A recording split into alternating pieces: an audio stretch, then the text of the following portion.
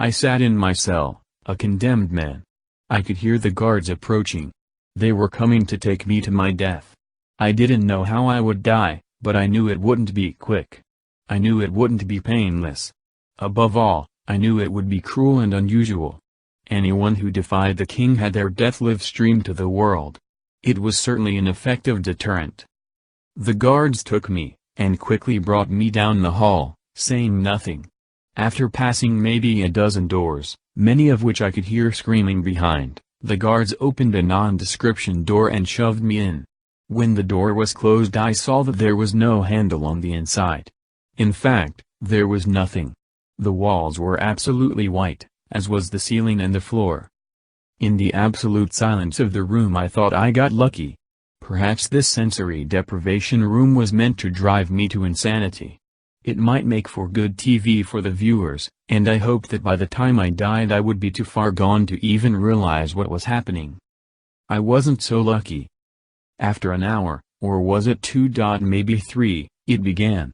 The walls and ceiling began to move. Or maybe they were moving the whole time, but it was so slow I didn't notice. The pure whiteness was so disorienting. Once I realized it, however, it was quite obvious. The room that was once spacious was now starting to feel a little cramped. And then I realized that my punishment wasn't the sensory deprivation. I was going to be crushed. This is worse. After a time, several hours, maybe more, the walls were so close that I could touch them both by reaching out, and I could no longer stand up straight. And the room continued to shrink.